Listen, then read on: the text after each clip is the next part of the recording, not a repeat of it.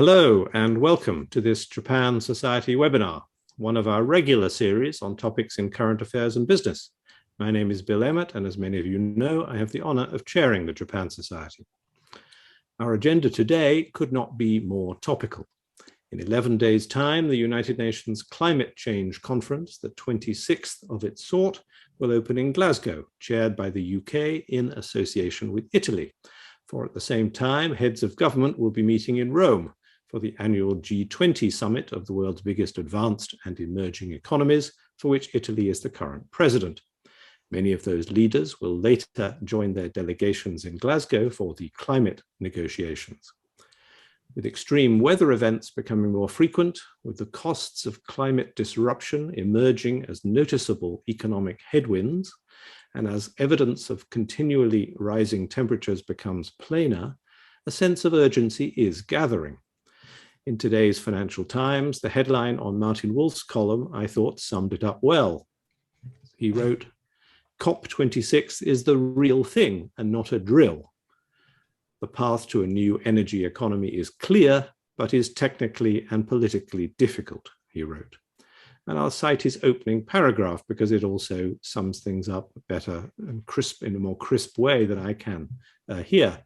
He wrote, "The latest report from the Intergovernmental Panel on Climate Change confirms that human activities are having a profound effect on the climate. But more happily, the International Energy Agency's World Energy Outlook 2021 shows that we know what to do about it in substantial detail and at an affordable cost. Yet we are not doing what we should do, and so emissions continue to rise. Will that change at COP26 in Glasgow?" he asks. And he answers his own question, "I doubt it."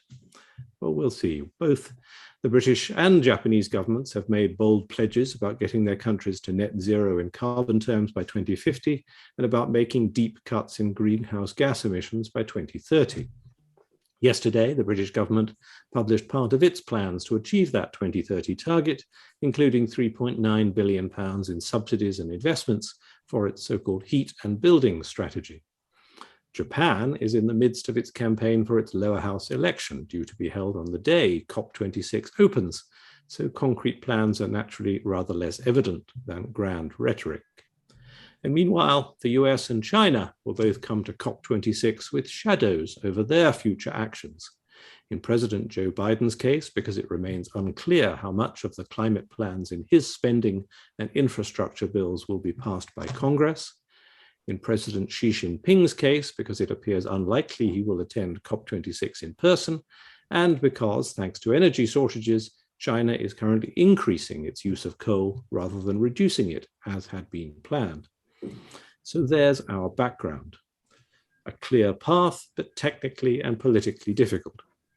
What can we expect? Will the UK and Japan do enough to turn their pledges into real results?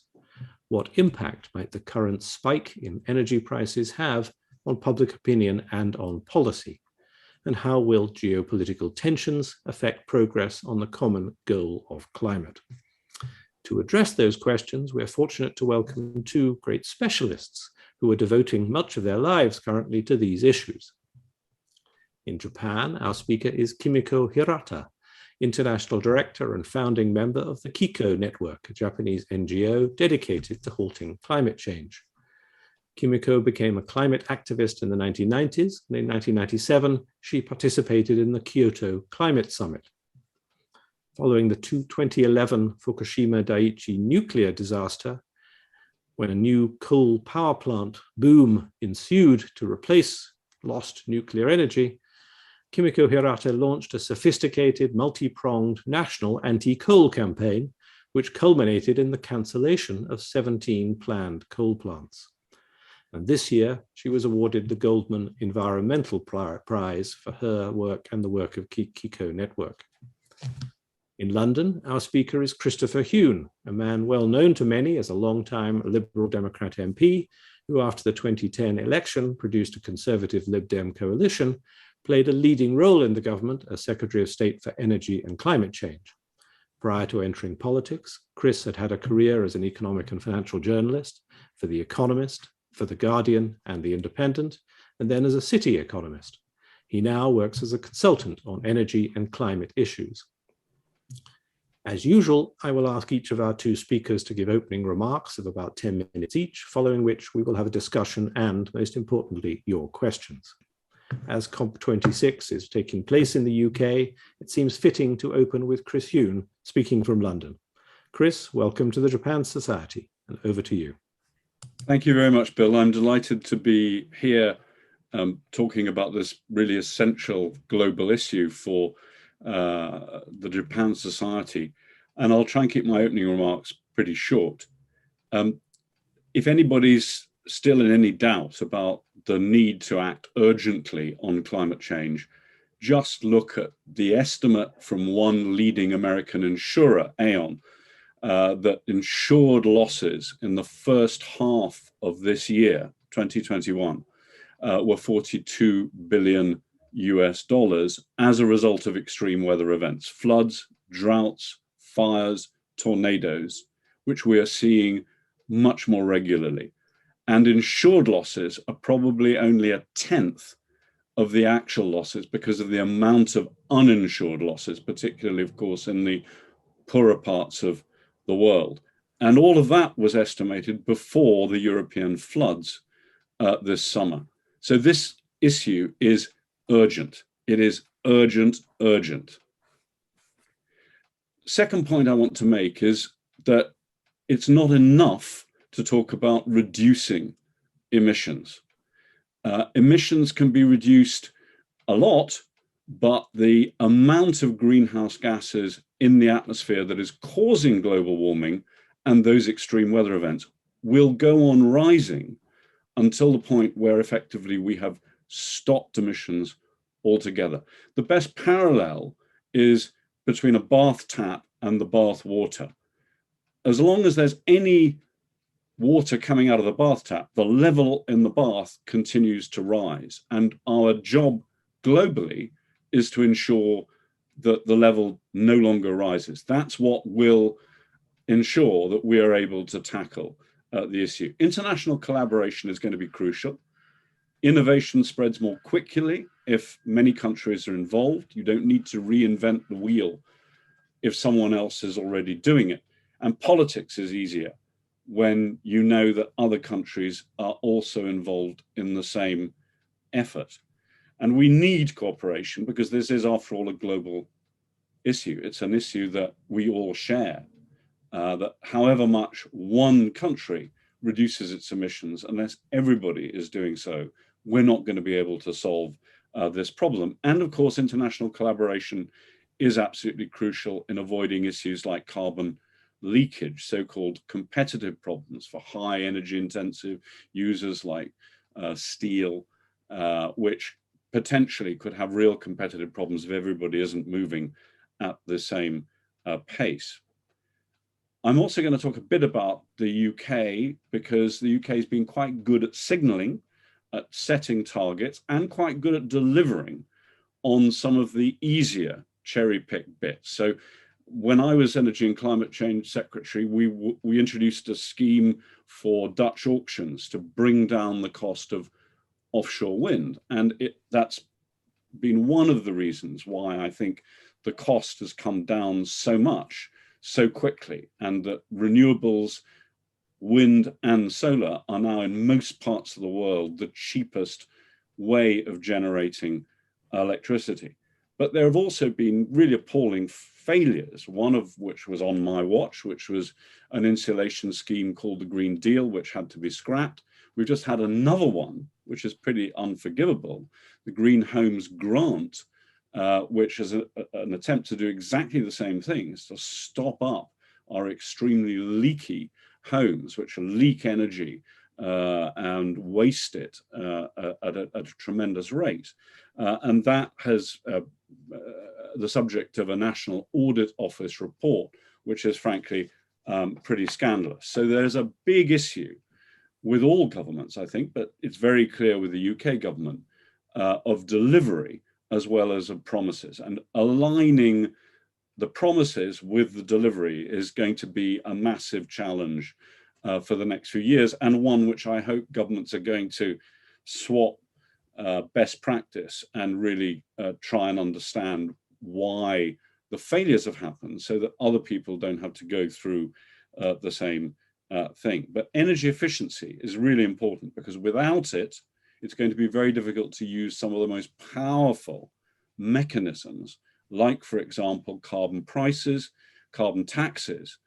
If you just whack up carbon prices or carbon taxes, then some of the poorer people who are locked into old technologies, burning fossil fuels, and old gas boiler, for example, are going to find it very, very hard.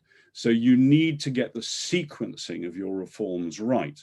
I want to see as many market-oriented reforms as possible.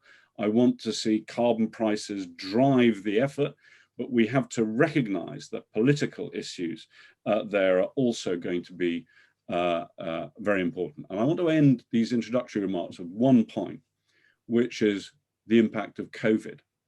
I think COVID is a very interesting way of showing people very graphically that the role of government in leading the way on a public health issue like COVID is still absolutely essential. That there is a key role for the collective action that only governments can undertake, backed up often by legislation. And that actually is a very important lesson when it comes to dealing with climate change, because it's also another collective problem where markets alone will not get us to the solution, because markets didn't price the pollution that we were causing. And as a result, we have been putting the planet at peril. But the success, if it's not too early to say that, against COVID is, I think, a rather good augury that we can be equally successful in tackling climate change, providing we're ambitious, providing we have clear objectives and simple objectives, and we improve delivery. Thank you. Thank you very much, Chris. That's all very, very clear and pleasingly optimistic and positive. Thank you very much. And we will get on to some of the political trade-offs and the issues of, I think, persuading the public, which I think are going to be an important part of delivering that during our discussion. Now, Kimiko Hirata, how do things look to you from Chiba? Thank you very much, Bill, and thank you, Japan Society, to invite me to speak today. And also, I'm very honored to join Chris Huhne to talk about this challenging issue for all. I would like to touch upon 3 points as my introductory remarks. First of all, obviously on Japan's new commitment and also the new target, what it means and how it's decided. And secondly, what are the challenges for us in Japan to achieve this target? And lastly, what will happen and what needs to happen? So on Japan's target, clearly, as Bill introduced, committed 2050 net zero of greenhouse gas emission. And also Japan committed 46 to 50% reduction from year 2013 by 2030. Well, many Japanese stakeholders were sort of surprised to set such high target, even though the level of the ambition is insufficient in order to be compatible with 1.5 goal. But we were expecting sort of a 30% reduction or 40% reductions. But growing momentum of the international arena to enhance ambition of 2030 goal by UK, by EU, by the United States allowed our Prime Minister to make a decision to set higher target than originally planned, which was good, positive sign. But how to achieve that goal? Then that's the next question, because Japan was not really ready to, craft the plan in order to achieve 46 reduction target. So what are the main challenges for Japan? I would like to mention two things. One is energy transition. Japan has a unique problem because of the Fukushima nuclear accident in 2011. Japan relied on 1/4 of electricity before the accident by nuclear power. And we lost that power generation capacity all of the sudden. And then government started to build new coal power in order to cover up the loss of the electricity. And that increase was so dramatic until now. So the coal power capacity is the largest as of now, and Japan still construct 9 units of new coal power. We are not a developing country, we are the developed country, but we are not yet ready to move away from coal. And coal power is the biggest source of Japan's greenhouse gas emissions. So how Japan can move away from coal and then shift to renewables? That is the big challenge because of the time is quite limited. OECD countries are asked to phase out coal by 2030. We have only less than 10 years. How we could shift current 30% of the electricity mix, coal share can be reduced to 0. That's a huge challenge. But without facing this challenge, Japan cannot achieve halving emission by 2030. So the rapid increase of renewable is, of course, the priority, but unfortunately, the practice in Japan by business and government is sort of trying to protect thermal power by using new technology, mixing the fuel by ammonia or hydrogen. Those are produced by actually fossil fuels. So how to move away from thermal plus new technology to clean is a big debate for now. And the second challenge for us is as Bill just mentioned, about how to mobilize the civil society's actions and also business action to implement the emission reductions in their areas. Even though the government set 46 reduction target, individual actors are not ready to put those to the implementation. And unfortunately, civil societies and the individuals are not fully aware of the urgency of the climate, even though people feel heat waves or the risk of the floods, but they are not thinking that we have power to change the politics or we have power to change the policy as individual. How we could mobilize people to take action, that's another challenge. So what we can expect from here, well, we have election on 31st of October, so I cannot project how the new administration could prioritize this climate issue. But I could say that if COP26 could deliver strong political signal to the outside world that climate is really an issue for our survival or our prosperity of human beings, Japan cannot ignore this issue as part of the political issue. So we will see how Japan can get the message from COP26 and how Japan can engage with COP26. And also, even Japan announced the commit to 46 to 50% reduction. We do not have concrete plan yet.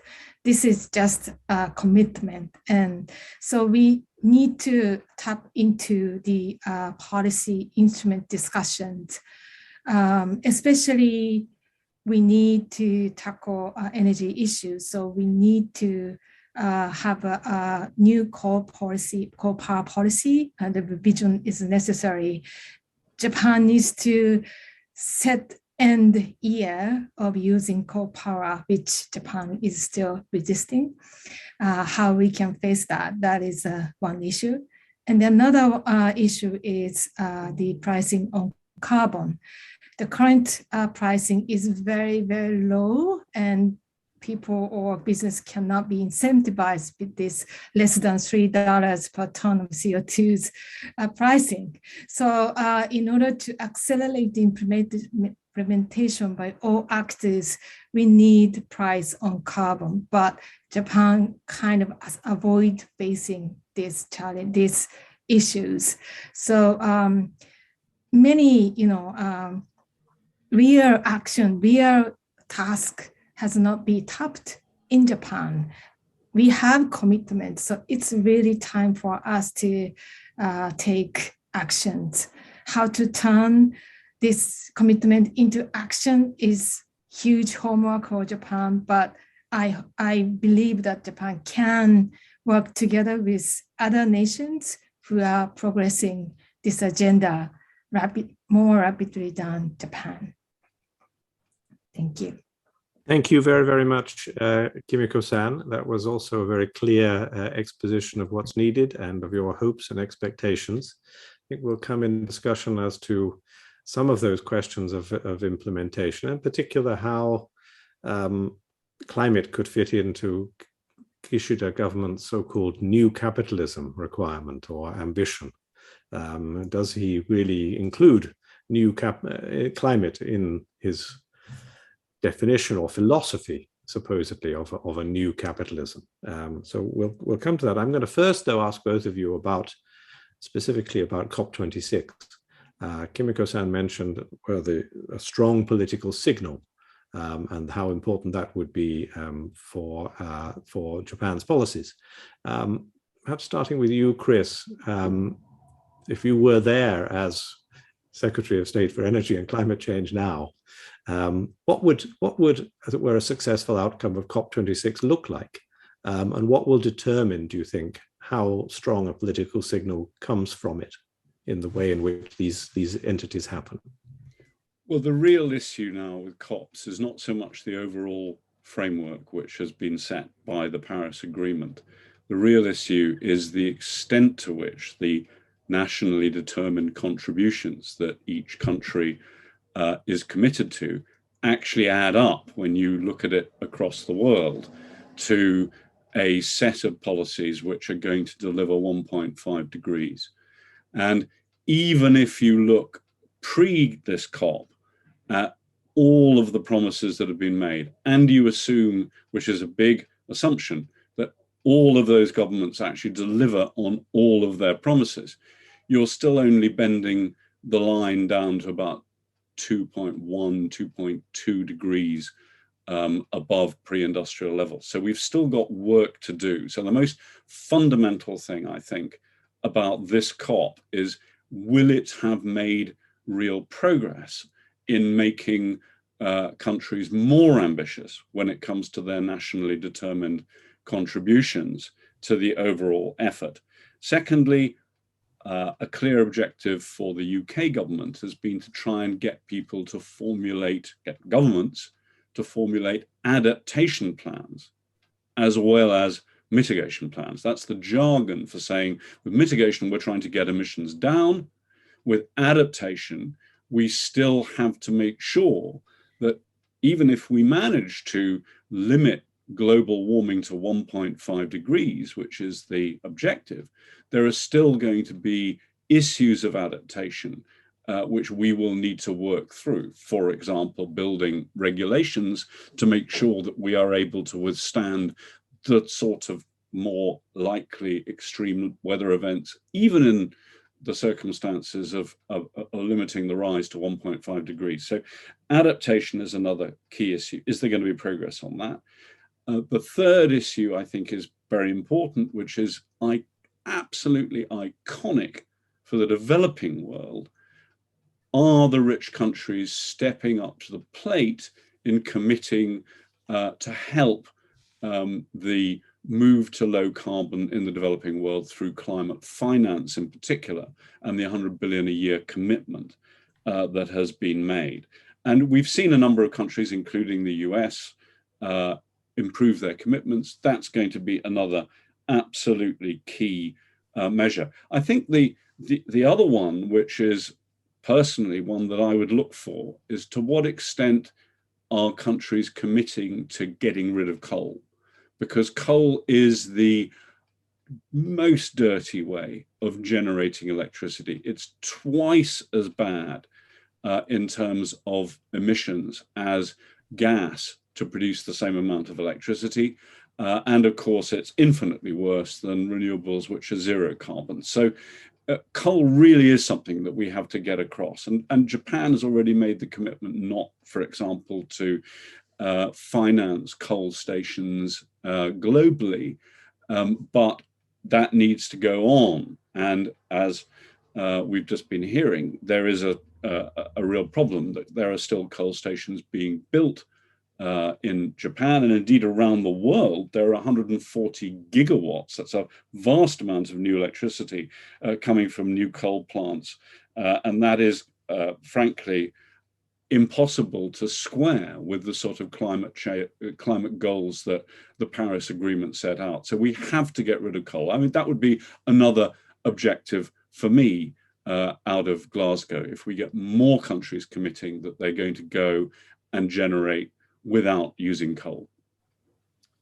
Thank you. Kimiko-san, what will a strong political signal sound like to you? What would it consist of? I mean, I'm sure you'll agree with Chris in getting rid of coal. That's number one. But what else are you listening for?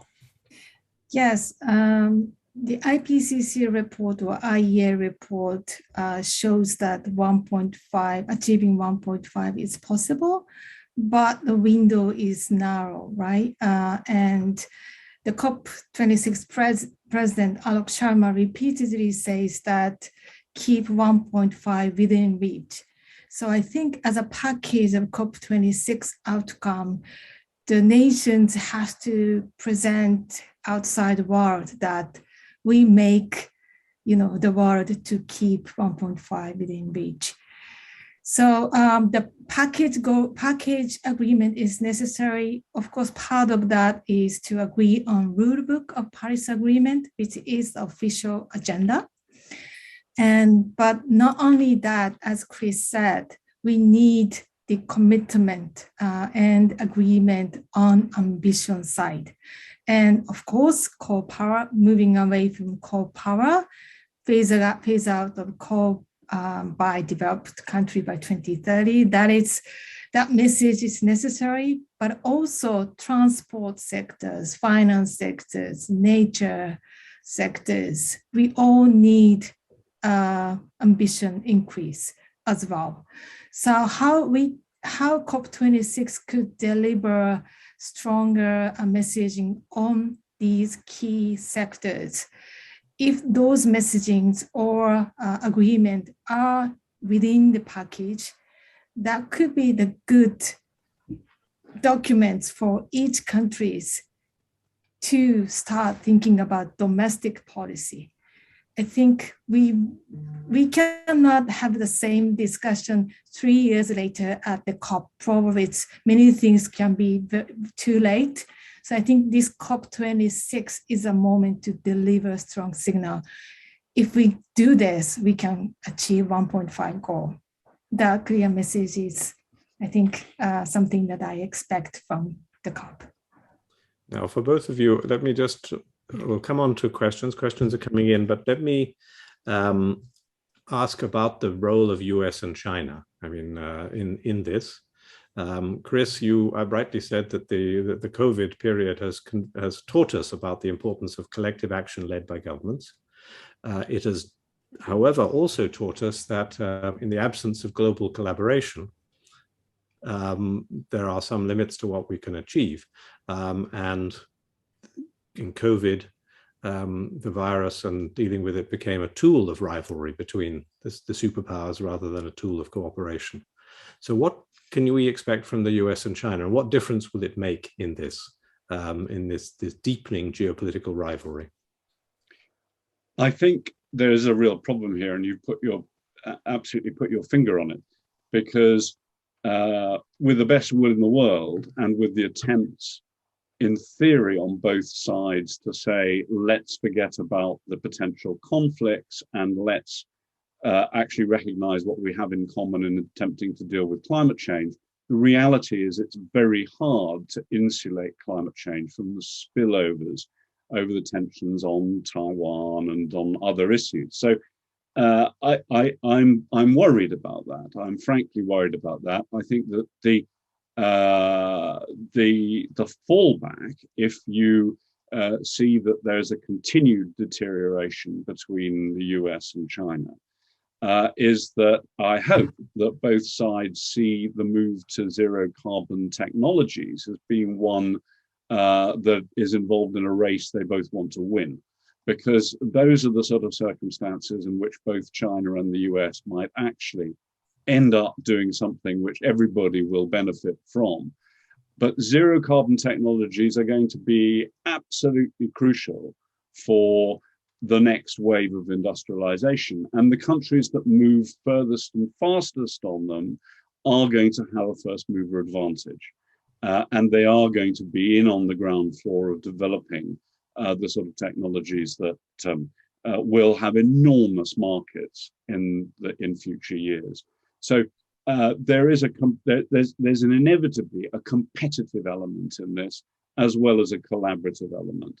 But don't underestimate the extraordinary opportunities that there are in the new technologies that we are going to need to get to zero carbon. Very good point. That even out of rivalry, competition can be can have a virtuous cycle to it. Kimiko-san, finally to you, and we'll move on to some of the questions next. But how important to Japanese policy is U.S. leadership currently? I know that the pledge by the Suga government responded very much to pressure from Joe Biden. In Congress, we see Joe Biden's having some difficulty with his own climate measures. How sensitive is Japanese policy to ups and downs of American policy? This is one of the most sensitive things for Japan. Japan's foreign policy, the U.S. relationship is the most important.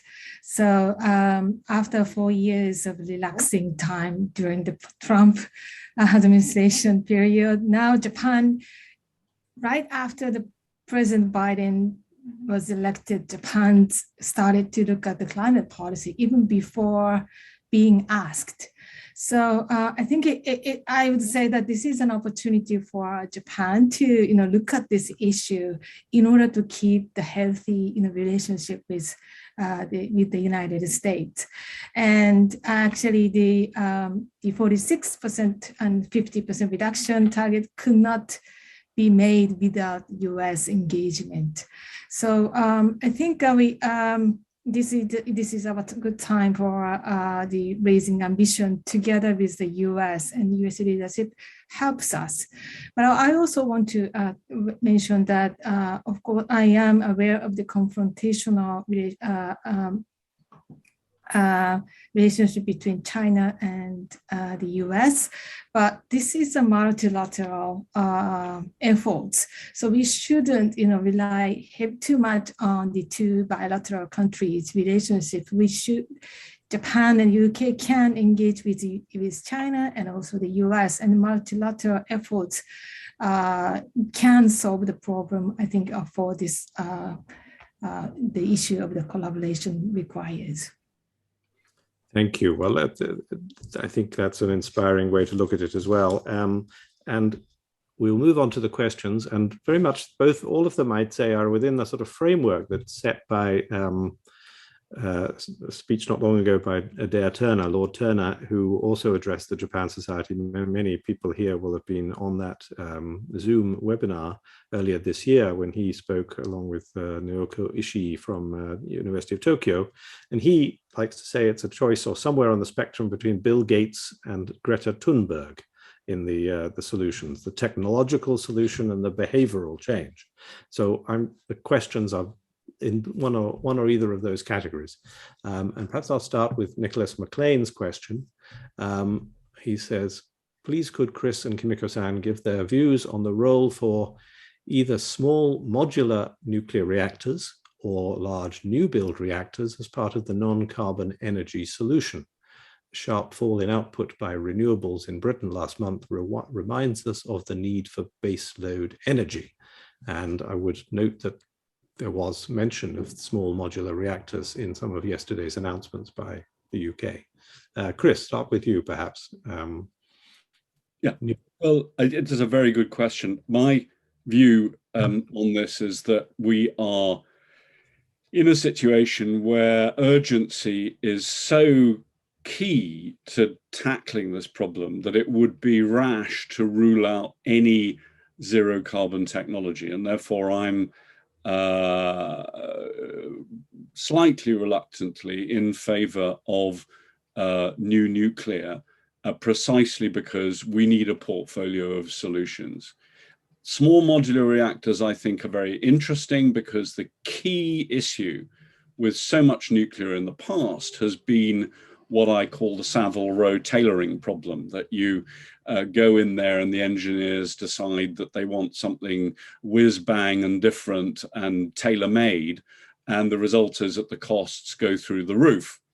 Whereas actually what we want is a Marks and Spencer suit rolled out over and over again, cheap and cheerful and reliable, and something that we can really get used to. And if the small modular reactor can be made in a factory and it can be made to a standardized design, then that is enormously hopeful. The big problem, of course, there are two big problems. One is that you still have to persuade people that they want to have a small nuclear reactor at the bottom of their garden. And I suspect that both in Britain and in Japan, there are an awful lot of people who may be prepared to have somebody else have a small nuclear reactor at the bottom of their garden, but don't particularly want one themselves. And that is a problem that all energy secretaries everywhere in the G20 always have. People want to be able to turn their lights on and off when they want to turn them on and off, but they don't actually want the corresponding sources of electricity anywhere near them. And that sort of NIMBYism is very prevalent. There's only one other issue I would say, is that I don't buy the nuclear lobby's argument that it's somehow necessary for baseload. In fact, the curious thing about nuclear is that it in some ways has very similar properties to the big renewables, wind and solar, because back in the 1960s, when we thought that nuclear was going to be so cheap that we were just going to have masses and masses of it, you still have, as a result, when you're building a nuclear station, to put a lot of money in early on. And therefore, when you do that, you need to run the nuclear station all the time. You don't want to shut it down because the economics, the finances of it then become extremely difficult. So if you're going to run it all the time, that means you have a lot of excess electricity at 4 in the morning, and you still don't quite have enough at 6 o'clock in the evening. And so you need, in the UK, we had these things called pumped hydro plants, like De Norwich in North Wales, where we used the off-peak electricity from nuclear to pump water up into a higher reservoir. And then at the peak of electricity demand, which is twice as high as the low point of electricity demand during the day, we let the water out again and generate more electricity. Now, a lot of you will think, well, hang on a minute, that sounds a bit like the sort of backup that we need for wind and solar, because with wind and solar, you also have periods when you're not generating and you need backup. So nuclear and renewables, I'm in favor of all zero carbon measures, but they don't get us away from the need to have something more complementary to renewables in terms of, for example, biomass, biogas, geothermal, things that can cheaply be turned on and off in order to fill in the gaps when you actually don't have the wind blowing or you don't have the sun shining. But it can be done. And at the moment, I mean, I've just looked up before I came on here, looked up what has been happening in the UK. And I'm delighted to see today on the grid in the UK, astonishingly, we're generating, because the UK is rather cloudy generally, we're generating nearly 10% of our electricity from solar, and we're generating 2/3 of our electricity from low carbon sources, including nuclear. And it can be done. In the last year, when I was Energy Secretary, we were actually generating 40% of our electricity from coal, probably higher, a very high level compared with a lot of other countries. And it's not, at the last figures, it was down to 2%. And we're currently, as I say, when I checked the figures, we came on today, we had 0 coming from coal. It was coming overwhelmingly from zero carbon. So it can be done, and it can be done surprisingly quickly. And I think, given the urgency of the problem, it's all hands to the pumps. We need everything that we can throw at this problem that is low carbon and zero carbon in order to get us urgently over the line to hold global warming to 1.5 degrees. Thank you. Kimiko-san, I mean, what's your thoughts on nuclear? And I'm going to add to it a question from Dennis Shomko about geothermal, about thermal power. He is puzzled that Japan seems to have given up on that geothermal equipment as a source of power. Are there any incentives being planned by the government to revitalize the sector? So nuclear and then geothermal. Okay, thank you. I don't have much to add to Chris about the point he made on nuclear, especially how to match the urgency and timeline to the the small modular nuclear commercialization. I doubt that this technology can be in place in time to achieve 1.5 goal. And also I doubt that safe nuclear with no waste programs is possible, especially from our experience of the nuclear accident. And in case of Japan, after Fukushima nuclear accident, some reactors started to restart, but they always face, the very negative public acceptance even after 10 years of from the accident. And also some reactors face the challenges of the litigation by local communities. So we cannot expect to rely on existing reactors, and then there's no the public acceptance to accept the new technology of nuclear. That's the reality. I think renewable, well, we do not operate nuclear that much as of now. So shifting from current fossil use to clean, that is renewable, is the most reliable shift, I think. And on geothermal, we have huge potential. That's why we could enjoy hot spring. But the area of the potential, high potential of geothermal is the hot spring resort area or within the national park. So there are oppositions from local communities or hot springs, business owners, etc. So that process very, very slow, but government doesn't give up and the industry doesn't give up. So how to harmonize the the local acceptance is a key. And this is actually not only the issue of geothermal. In the tiny country, as a tiny country, there are opposition to solar, wind, and now government introduced offshore legislation to expand offshore wind power in the coast of the Japan. But there are growing opposition from local groups and local communities. So I think it is not going to be easy for us to make a decision which path we should take.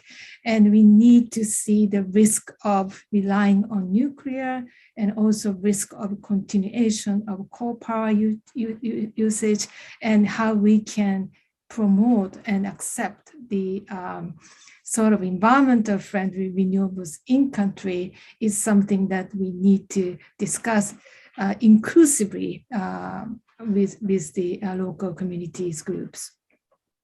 Carrying on this technological theme, I'll come back to that balance of civil society movements for and against, as you both emphasize in a moment. But let me just go a step or two further on technology. Two questions. One, Martin Hatfill asks, he says, the inaugural Earthshot prizes recognize the potential of green hydrogen.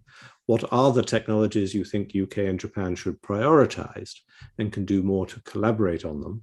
Can we do more to collaborate on them? And David Fitton has asked, I'll attach this, has enough effort been put into carbon capture and storage technology, or does it only have a marginal effect? Maybe you could wrap those two together. Chris, what should we prioritize and what role does CCS have?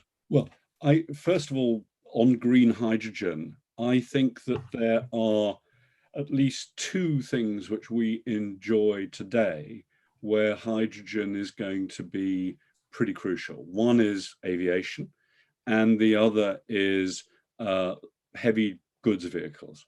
And I think that hydrogen is, at the moment, pretty much the only technology realistically that we can see allowing us to do those things at the moment.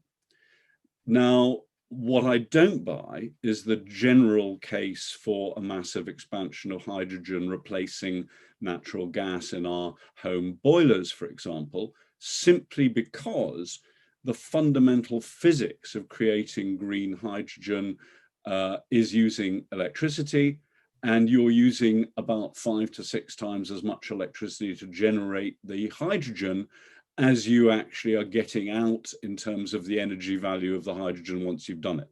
So I think hydrogen is, in the words of the Stella Artois beer advert, reassuringly expensive, and it's going to stay expensive, which means it will only be used and should only be used for the things we absolutely have to use it for. And I think that's probably going to be aviation and heavy goods vehicles.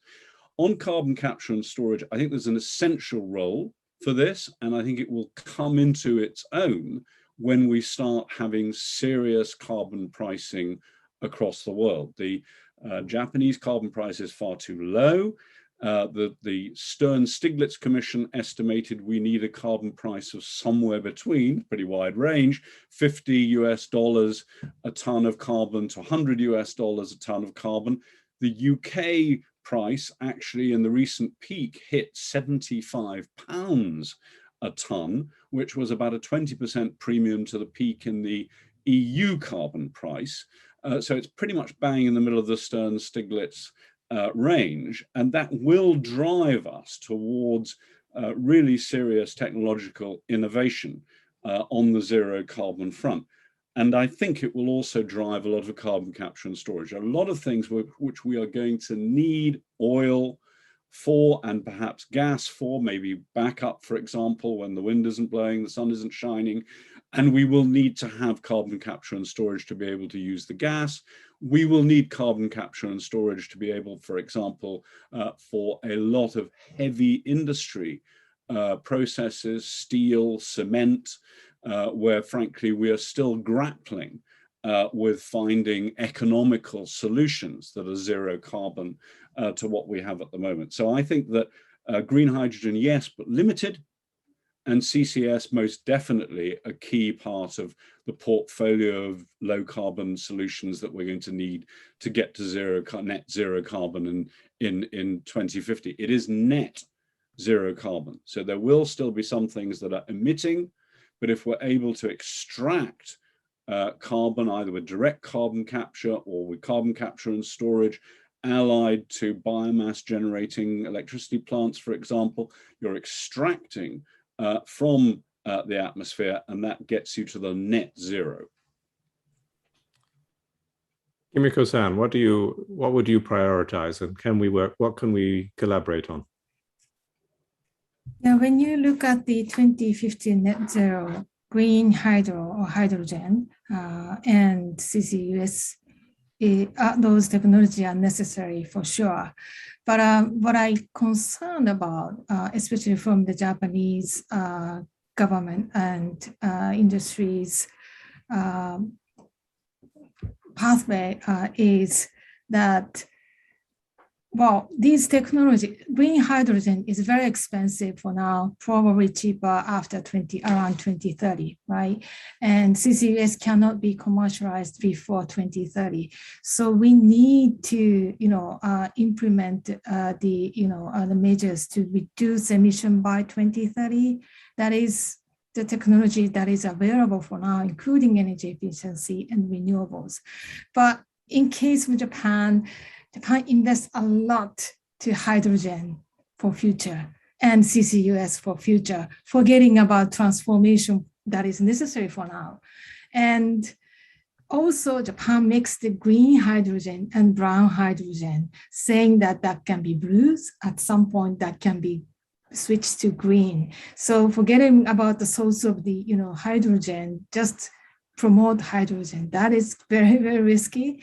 So, and also what to be used that hydrogen to, as Chris said, that can be used for aviation or steels or heavy weight trucks or ships. But Japan is now trying to use hydrogens to thermal power.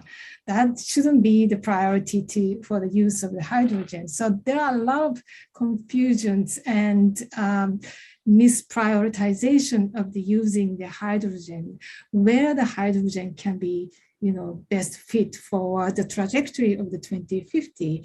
That the priority needs to be discussed fully. And current exercise by the Japanese government industry, to me, it looks like to prolong the current energy system and then use hydrogen and ammonia and CCUS. So I think by what needs to be done by 2030, 2040, 2050, and what technology can play a major role for that timeline is, I think that discussion is necessary. Thank you. Well, we've got nearly just under 10 minutes left, so let's move to the Greta Thunberg end of the line, to behavioral change, what individuals can do, what civil society movements play. There are a number of questions about that. Sebastian Karl, what can individuals such as those of us joining this webinar be doing to contribute?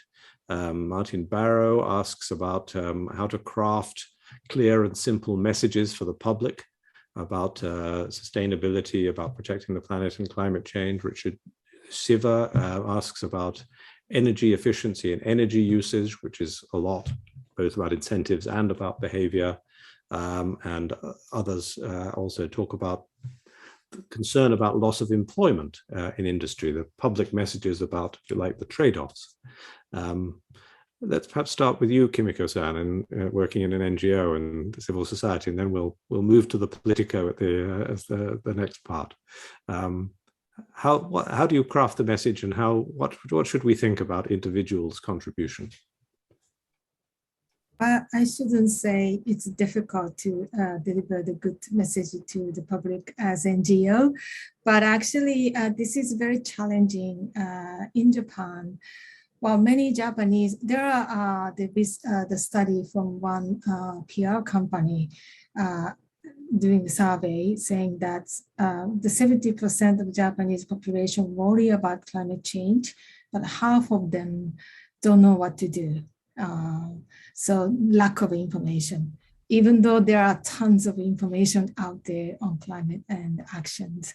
So, well, the Japanese people knows what climate change issues and what causes climate change because they studied from the elementary schools.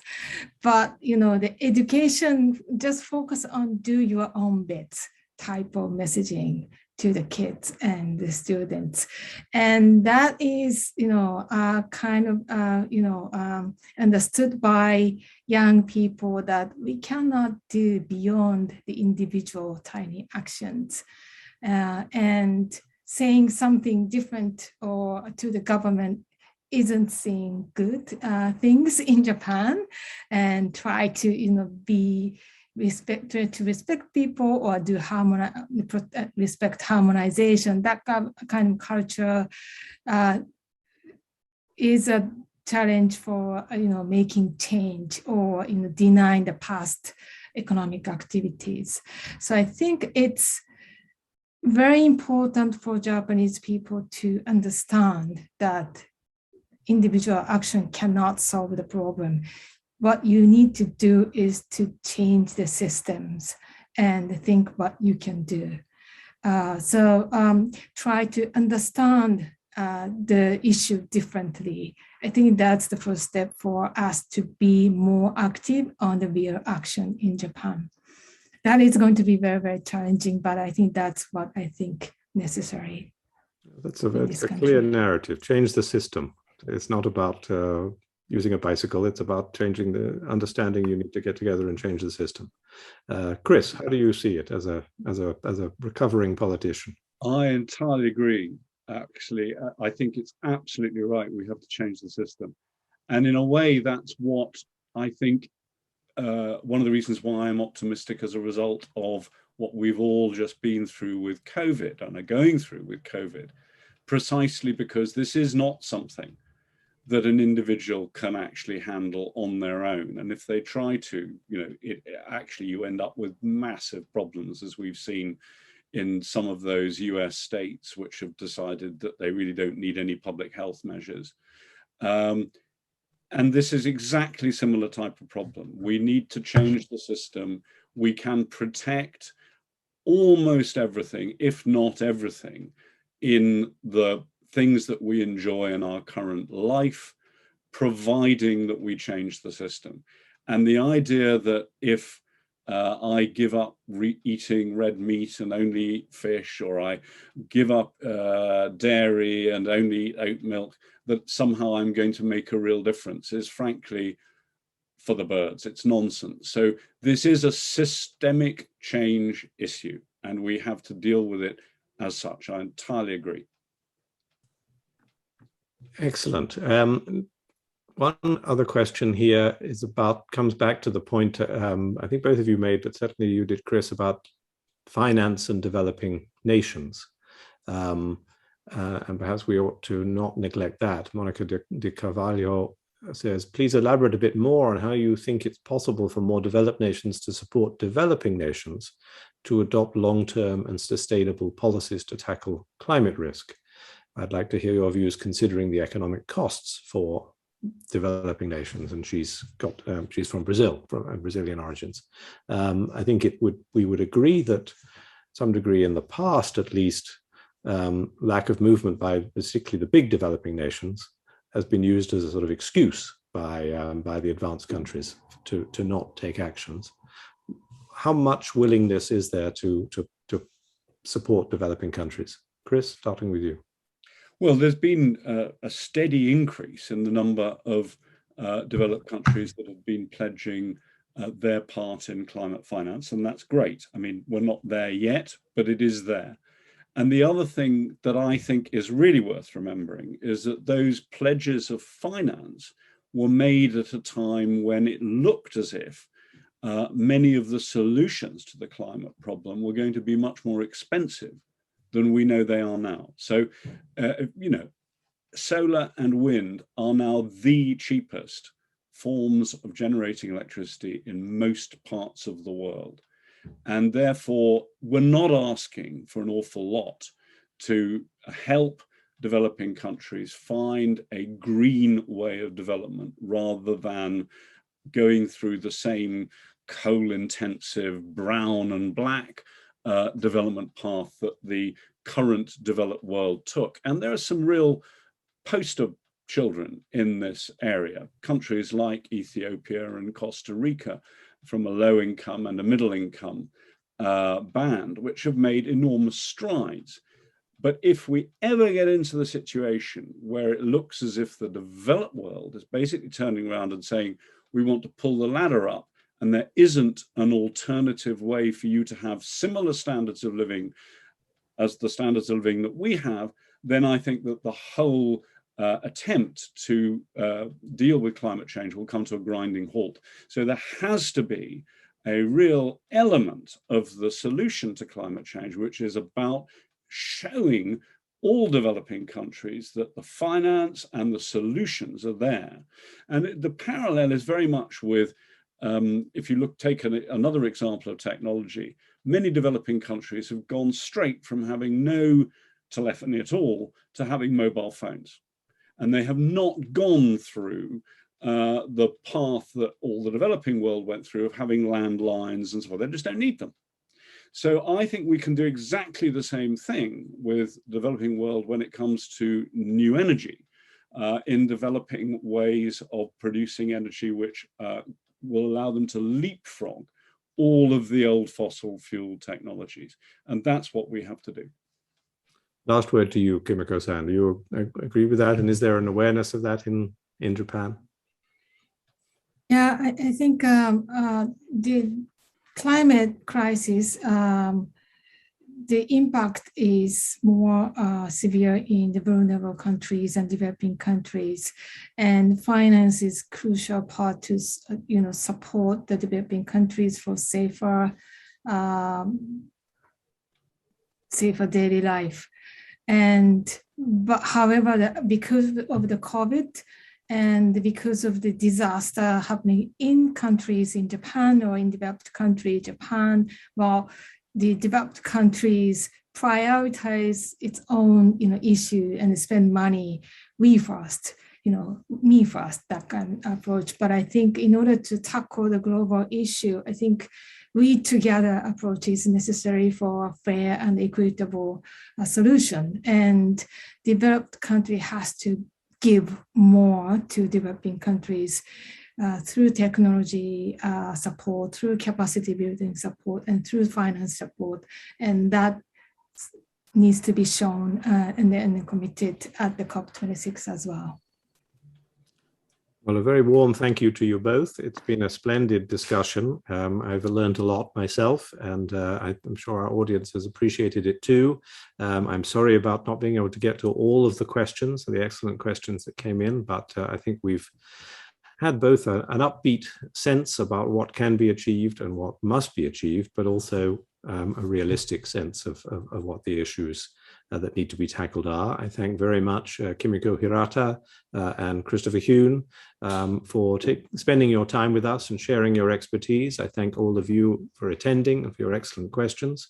And I look forward to seeing you again soon at the next Japan Society webinar. Thank you very much again, Chris Huhne and Kimiko Hirata. Thank you. Thank you very much. Thank you very much.